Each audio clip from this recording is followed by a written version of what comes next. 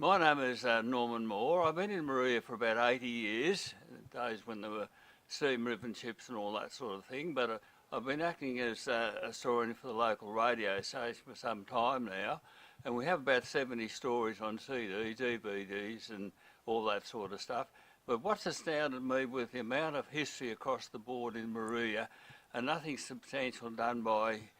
all of the authorities.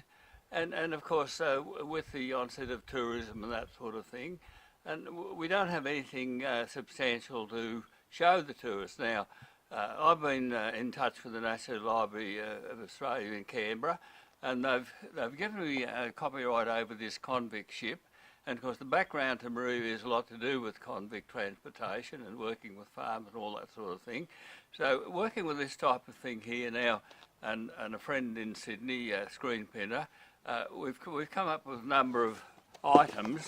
and if you look here, this is, for example, a T-shirt, and Vulcan, of course, is the name of the main street of Moruya, and of course that was named after a boy convict, all that sort of thing. But looking at all these images of T-shirts and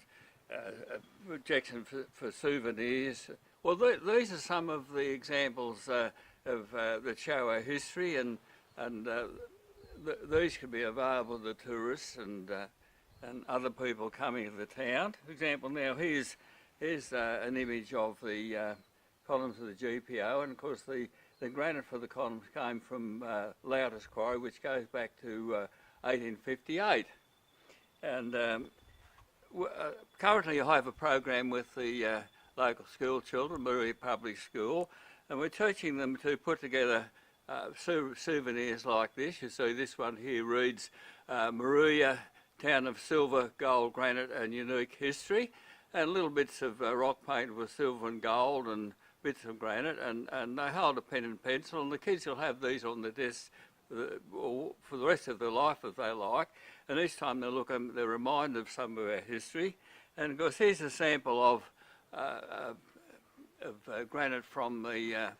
local area, and that simulates a column on the GPO, and we use those as paperweights, and a lot of these have been sold when we had the handover ceremony for our granite in the National Rock Garden in Canberra. Look, I'm appealing now to the local Heritage Committee to get together and come out with a formula where we can get this all up and running to promote Moruya for tourism,